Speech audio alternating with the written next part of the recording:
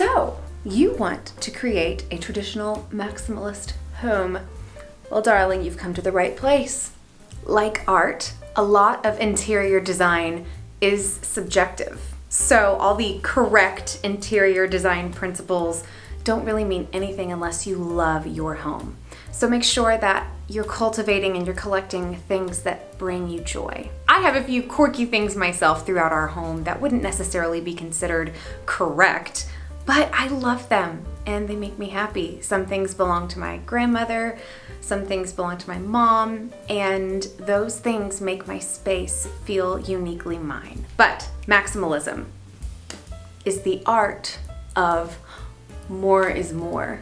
Layering patterns, highly saturated color palettes, lots of accessories, and lots of artwork. It's lived-in playfulness, yet elegant and whimsical and captivating. If you collect the things that you love, it will all go together in the end and it will reflect you. Think of the rooms in your home like their own collections. So as an artist, I design in collections, and my upcoming Thistle and Vine collection is based on the primaveral, pre-spring season when everything is blooming and it's very green and white. But that is a collection, that is one body of work inspired by one thing and with one primary color. Rooms of your house are no different. Think about them in terms of their own individual collections. If you have a room that's naturally a little smaller, kind of on the darker side, like it doesn't have a lot of natural light, lean into that and pick a maybe a little bit darker or bolder pattern than you would usually go with. That is a design hack that will make that room feel cozier, even a little bigger, and more designer. It feels more edited and it feels more professional when you lean into what each individual room is asking for. You have the freedom to make each room its own thing. And for your rooms that have more light, go brighter. We are in the brightest room in our home, and it's the studio. And I've gone with a blue-green color palette in here. And the rest of the room is filled with complementary colors like your greens and your pinks. Let's go into the master and I'll show you a little bit more about what I did there. Welcome to the master bedroom. This is my first tip with creating a traditional maximalist home. Decorate a room around an item that you just love. I decorated this room around a pair of botanical prints that I found at Goodwill with a pink marbled matting and beautiful vintage gold frames.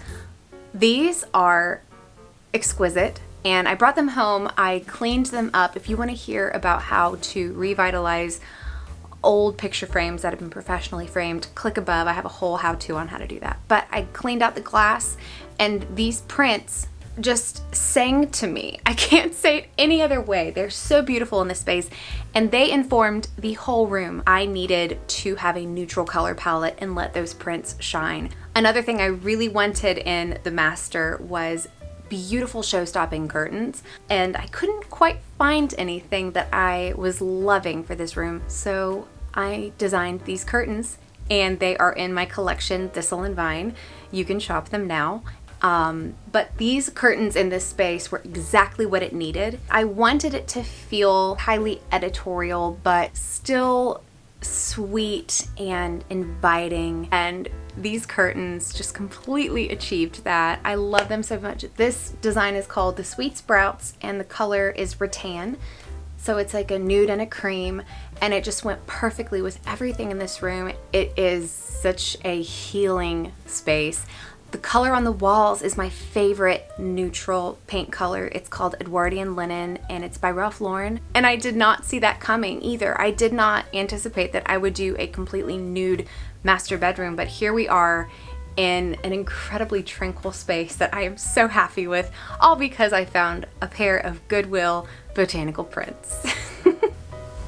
I brought you over to my desk where I paint to talk about colors and patterns.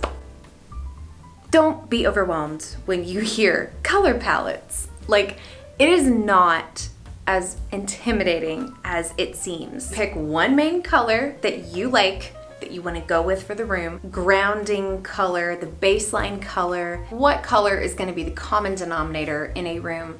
That is your leading color. And then pick 2 or 3 complementary colors that go with it. That's it. In my studio, for example, I have blue-green color on my walls and it is called sea salt. And I have a lot of green accents, a lot of green objects, and pink, and obviously blues, and those are my colors for this room, and they work really beautifully together.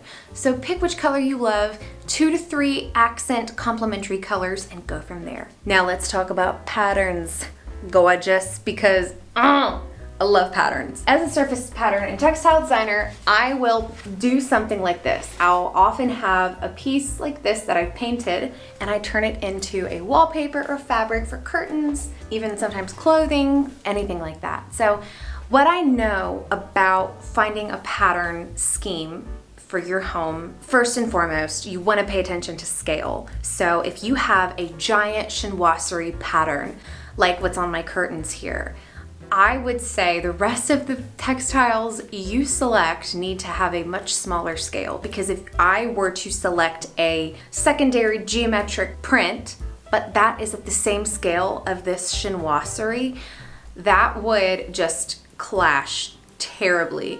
And that clash is when you get the cluttered look that is maximalism done wrong. So pay attention to scale. I'm very strict with myself, I'll tell you this. I'm so strict with myself when I'm decorating a room, I only give myself one big, loud pattern per room. The rest of my fabrics are either neutral, or they're more of a texture, like a thicker linen, or they're just a, what we would call a blender print, which is like a polka dot or a stripe. Like, it's not in your face, it just is a palette cleanser for that busier pattern. And as always, if you have questions, pop something in the comments below and let's chat there, because I love talking about this. All right, let's talk about grouping things. Grouping similar items together is something that has actually always come natural to me. For example, my matchbooks are always nearby a candle. My artwork always has a group that makes sense. So I'll do a gallery wall of similar artwork. A great thing about this tip is you could totally start like right now. You can start with one room. Just play around with rearranging items. My husband knows I do this entirely too often. I will rearrange rooms quite often, but just play around with it, see what feels right for you, right for your spaces, and make sure you're, thinking about grouping similar objects together so that they make sense, they feel more cohesive. So for instance, behind me, I've got all of our books with the pages facing outward. So the color palette is very neutral. It all goes together. If you have a ton of chinoiserie and you're not sure where to put it all, you could put it all in one cabinet like this. If you have paintings that are similar, you can make a gallery wall out of them. If you have plates that you're not using, then pick a spot on a wall and make a plate wall. There's endless opportunities to group similar things together. It makes a space feel more vibrant and more alive when you see similar objects grouped together.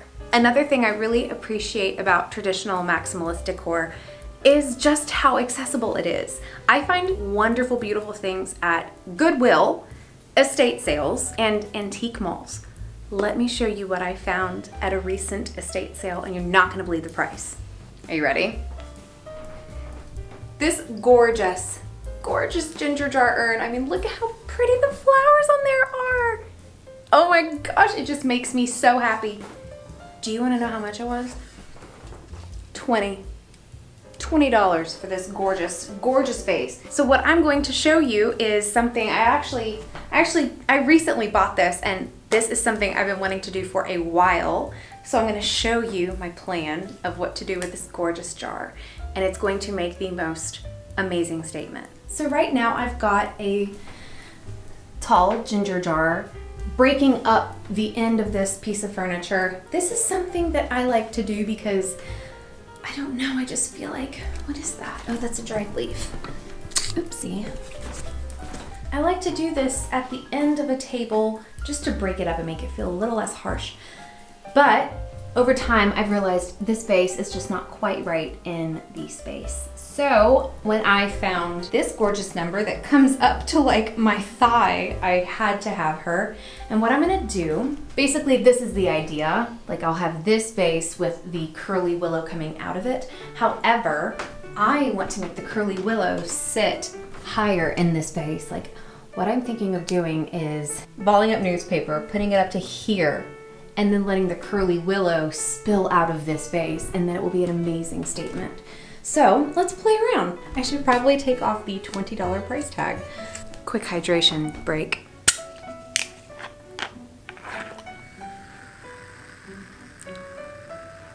I love that sound.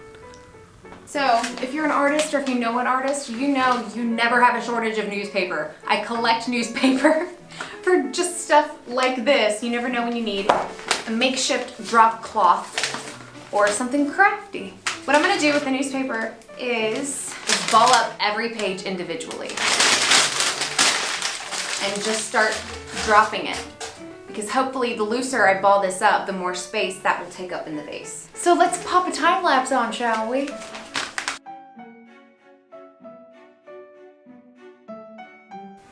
Aww. And I will link to where you can buy this curly willow.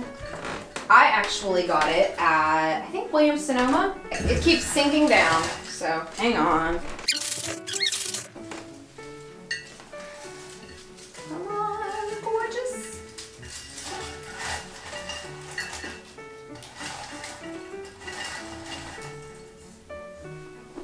I think I like it. Yeah, that is exactly what I was going for. Like, look at how 3D this curly willow makes your space. It is so gorgeous. And if you need to know how to properly use long stems in a vase, click the link above. I have a whole video on how to use long stems. I've actually got a similar fixture here with my dried hydrangeas from the yard. And I kind of distributed the curly willow coming out of this gorgeous planter that was from an estate sale. Another thing I love from estate sales are these Chinese altar fruits. They're so whimsical. And I just kind of paired them with the stack of books here. This is a candle that I'm actually testing out right now. It's Feu de Bois by Diptyque. Literally, if you want a candle that smells like someone just blew out a match, this is amazing. That's exactly what I was going for. It looks exquisite.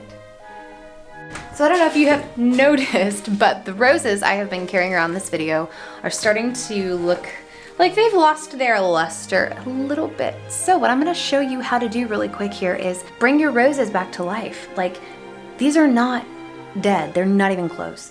All you do is tear off the outer layer of the petals, okay? Then you have a gorgeous new looking rose. You gently fold back the petals around the rose on the outer layer.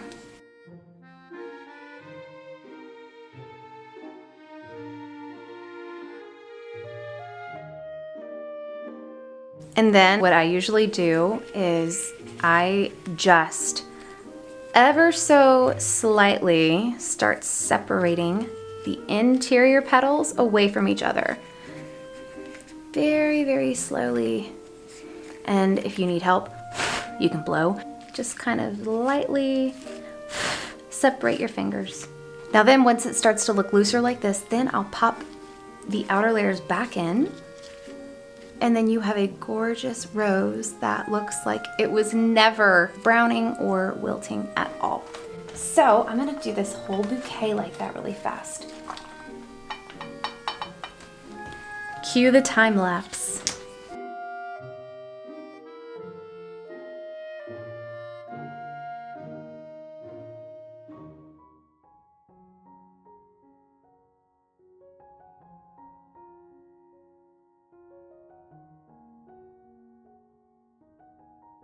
And there we have it. I love this hack of making them look more open because they almost have the look of peonies or ranunculus when you do this. I would love to hear from you in the comments which one of these tips you plan on trying first. And then I wanted to give you a little sneak peek for next week's video because my bestie and I are going to all of our favorite stops in Midtown Atlanta, and I cannot wait to share this experience with all of you. I'll see you next week right here.